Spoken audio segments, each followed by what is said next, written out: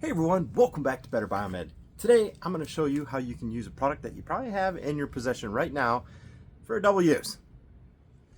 Let's say you are doing something and you get your hands pretty dirty. Alright, well, this stuff does not come off very well. You see that?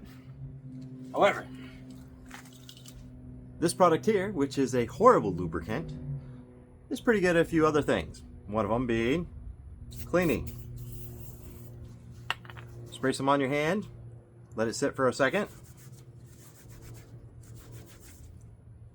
and then look how clean it comes off.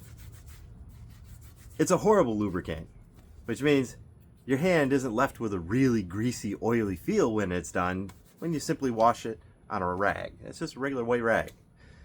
My hand is clean, and I'm ready to proceed with my day. WD-40, I don't use it for lubricating things. However, if you have things like rubber, if you have things like timing belts and whatnot, and even if you need a quick hand clean, it's a fantastic product. Thanks for watching, guys.